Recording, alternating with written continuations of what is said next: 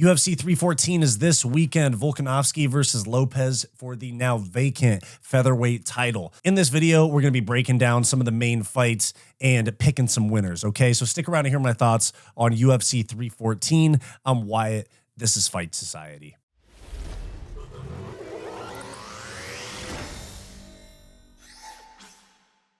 What's going on, guys? We will start with the main event and work our way down the card.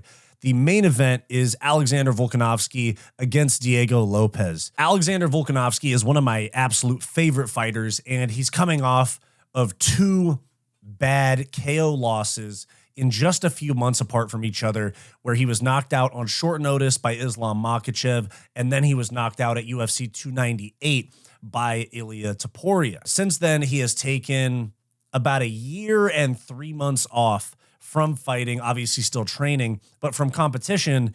Let the brain rest. He is 36 years old, 35 years old. In these lower weight classes, that is not the prime age. Whereas somebody like Alex Pereira is 38 and still kicking, and you have a bunch of guys that are 35 plus at heavyweight, light heavyweight, and even a little bit at middleweight, guys that are still succeeding. But when you start getting down into these low weight classes, age is a problem. You lose a step, and the speed at this weight class is a huge factor. Now, he took a year off, over a year, to rest his brain. You know, it's a lot of brain damage to take, getting knocked out twice in 3 months. And now he's back. Some people complain about him getting a title shot right off of 2 knockouts. But when you consider Alexander Volkanovski as the featherweight champion, it was 5 defenses, and then he got KO'd to lose the belt. In my opinion, you really can't hold that Islam Makhachev KO against him. It was on short notice and not even in the weight class. So I understand that for his career,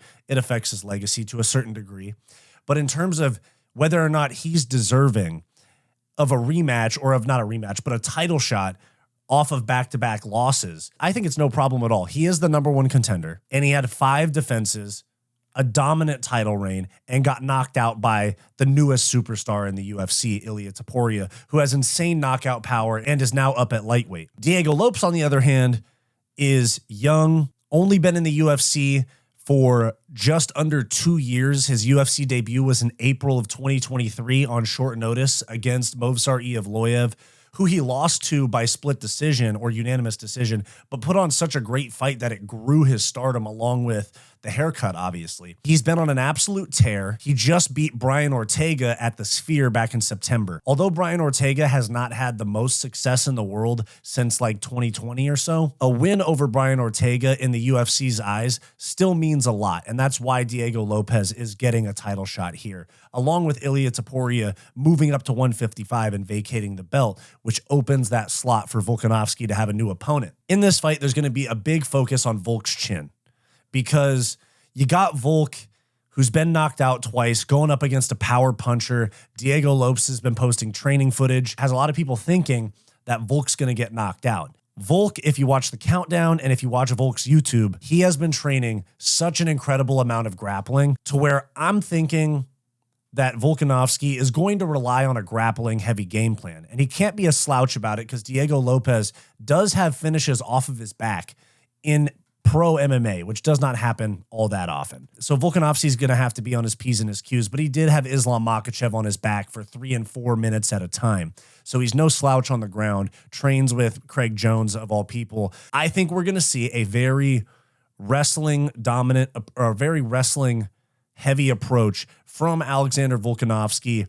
especially in the first 2 rounds, to where he's going to try to suck away at the gas tank of Diego Lopes. And then maybe in the 3rd or the 4th, we're going to see Alexander Volkanovski start to open up the striking a little bit, but I think he's going to come out with a wrestling heavy game plan. Not only is he going to come out wrestling, I think that he's going to basically never let Diego Lopes get out of first gear in those first couple rounds. I think what's going to happen in this fight, Volk's going to win the first 2 rounds on top control, some ground and pound after getting takedowns.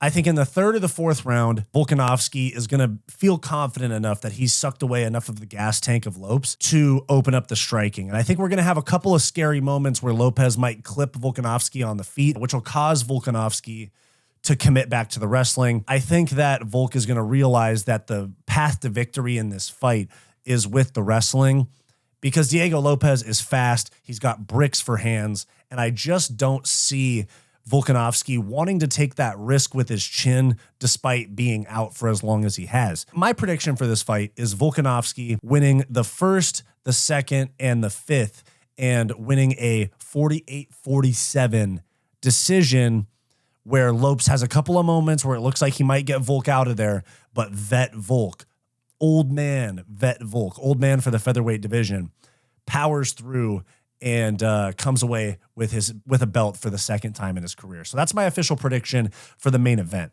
We move on from there. Michael Chandler versus Paddy Pimblett. Very intriguing matchup, if we're being honest. Number 7, Michael Chandler, with the most undeserved number 7 ranking in the entire sport. He's got 2 wins in the sport over Tony Ferguson, who's out of the UFC now and fighting Dylan Dennis in GFL, and Dan Hooker, which that one has actually aged well because Dan Hooker has had something of a career resurgence in the last few years.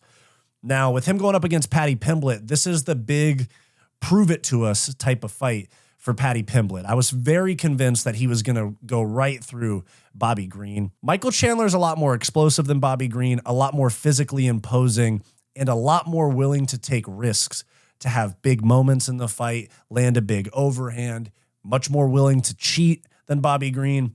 And those will all play in Chandler's favor against Paddy Pimblett, especially Paddy Pimblett being somebody that does get hit. He does have the tendency to get boxed up. I mean, Luigi Vendramini almost knocked him out, and Jared Gordon landed the left hook like 50 times on him in their 3-round fight. That's hopefully something that Paddy has cleaned up in his game, because Chandler's going to come out swinging big overhands. There's nothing about Michael Chandler that is conservative in his fight approach. It's all on the front foot, taking risks, cheating if he has to. I'm just being honest. And this is going to be where we find out just how legit Paddy Pimblett is, because if he loses to Chandler, who's 2-6 in the UFC, 2-5 in the UFC, and much older than him, I think the hype for Paddy Pimblett is kind of over. But with Chandler being such a big name, if Paddy can get a win here, this is like one fight from a title fight. Maybe they give him a Beneil Dariush or a Moicano or somebody like that. And then if he wins that fight, potentially title fight, like we very well could get an Ilia Topuria, Paddy Pimblett title fight in like 2026. Like the whole hand sanitizer incident from a few years ago could actually materialize in a title fight in like 2026. In regards to this fight, I think Chandler is going to come out. Keep in mind, it's a 5-round fight, but I think Chandler is going to come out very aggressive, try to take advantage of like his veteran status and imposing physical nature, or like imposing physical stature compared to Paddy Pimblett.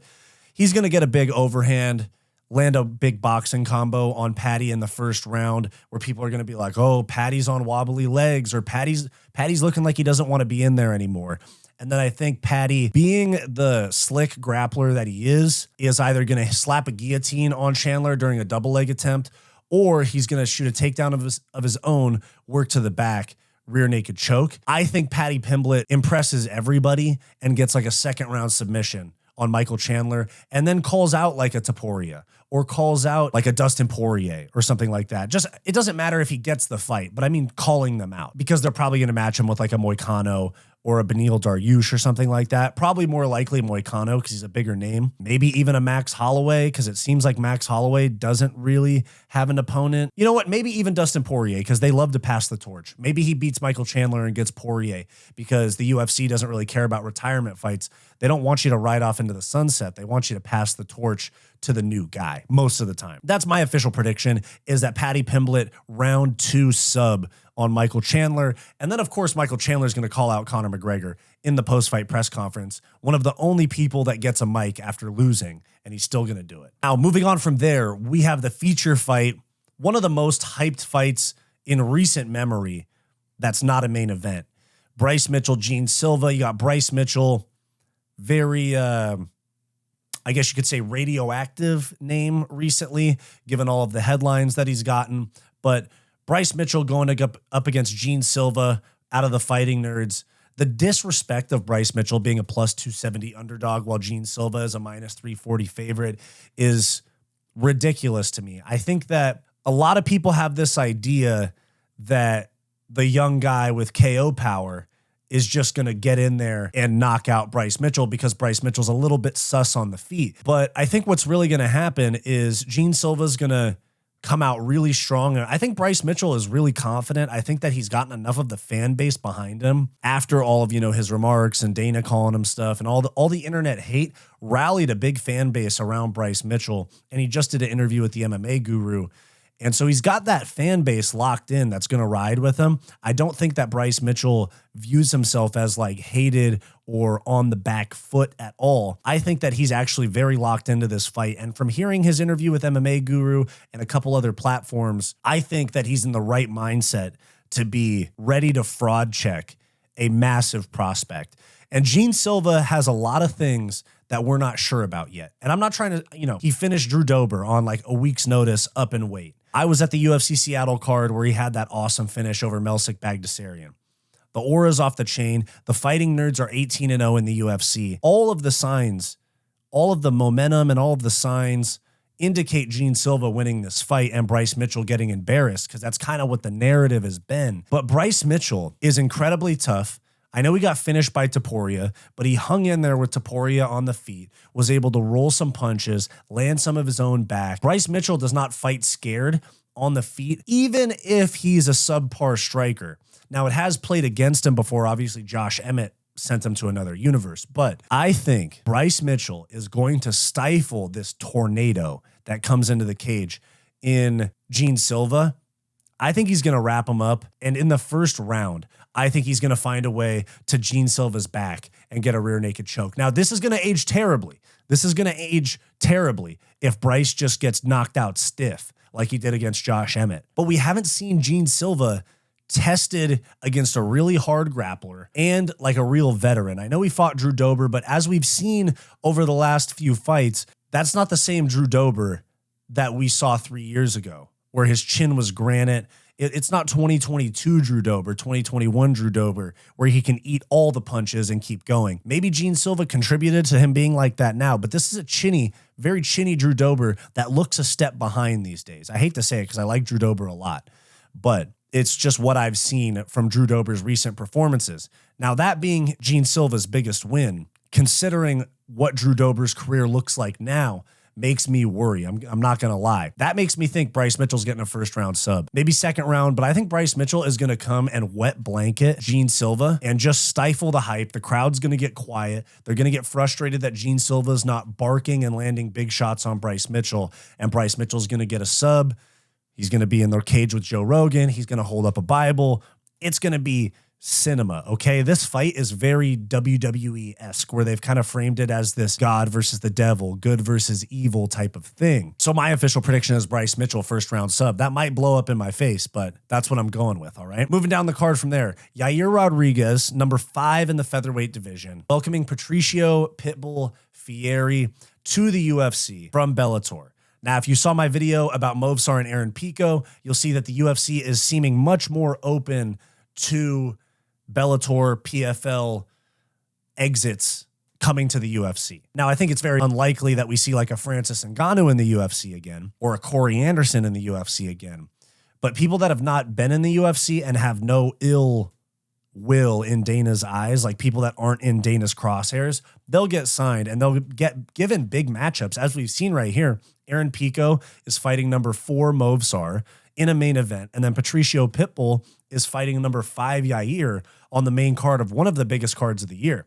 So obviously they're more open to these other promotions, stars coming over to the UFC and getting big matchups than they were for several years in the past. But in this fight, you got Yair, who's younger, taller, and faster than Pitbull, and has less miles on the tires, if you know what I'm saying. Patricio Pitbull has like 45 pro fights to Yair's like 21 or 2, something like that. And at this weight class, Patricio Pitbull being 37 years old at this weight class really doesn't like play well into what I was talking about with Volkanovski and Lopes. Now, the age is not the only factor because obviously I'm picking Volkanovski to beat Lopez, like I said a few minutes ago, but Yair Rodriguez is bigger, faster, a more talented striker. I think Patricio Pitbull's path to victory here is to mix in some wrestling and try to get a decision here.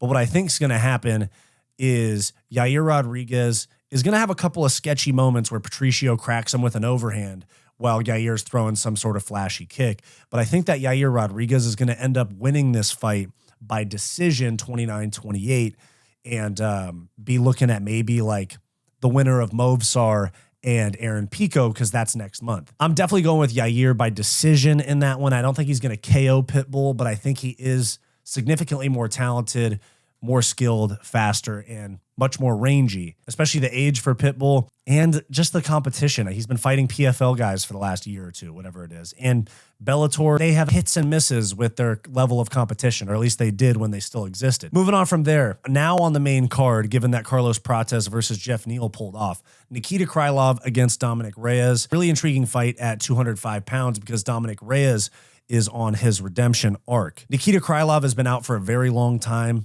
He was supposed to be fighting Azamat Murzakanov, and that fight fell through, and he was not rebooked with Azamat Murzakanov. And his last fight was March of 2023 against Ryan Spann, which was 2 years ago against someone that's not very good in Ryan Spann, and then moved up to heavyweight and lost. Dominick Reyes, on the other hand, is redeeming himself after the downfall that happened after the Jones fight. And I think Dom Reyes is going to continue that. He's been more active. He is physically imposing for the division. He has a little bit of an awkward build where he doesn't have the best reach, but he is, or not necessarily the best reach, but the best range because he has short legs and medium arms. So he doesn't get a whole lot of range. He has to put himself into the firing line to get shots off a lot of times. But his activity and multiple wins in a row versus Krylov being out for 2 years, that ring rust is going to be very real. So I'm definitely going to be taking Dom Reyes second round TKO against Nikita Krylov. So there is my breakdown of the main card for UFC 314. We also have a few other people on the card. Very interesting. You know, we have Jim Miller and Chase Hooper. We also have Dan Ige, Sean Woodson. We have probably Zhang Weili's next opponent right here, the winner of this fight. Darren Elkins, Julian Arosa. We have friend of the channel, LOL, Cedricus Dumas. Trayshawn Gore, Mitch Raposo, and then we also have Trayshawn Gore, and then a ranked bantamweight matchup in the women's division. So one of the bigger cards that we've had in a little while from a main card quality standpoint, and the prelims are very good as well. We got 1, 2, 3, 4 ranked fighters on the prelims. Can't really complain about that. We got Pitbull making his debut. And then even though you have two guys that are not ranked on the main card, it's really nothing to complain about, really, because they're very big fights. Yair against a guy coming over from Bellator, and then Bryce Mitchell defending his ranking against one of the more hyped prospects in recent memory. So there's my thoughts on UFC 314, guys. Let me know your picks, your predictions, your breakdowns, and your thoughts on my picks in the comments down below. Did you like this video? Then like and subscribe down below. I also do multiple live streams per week, along with behind the scenes content and members only live streams for our channel members. So become a channel member for access to bonus content. It's only $5 per month and it greatly helps the channel's growth. I also do a podcast with my best friend Bo, and I have a non-MMA channel as well called Wyatt's World. You can check both of those out linked below.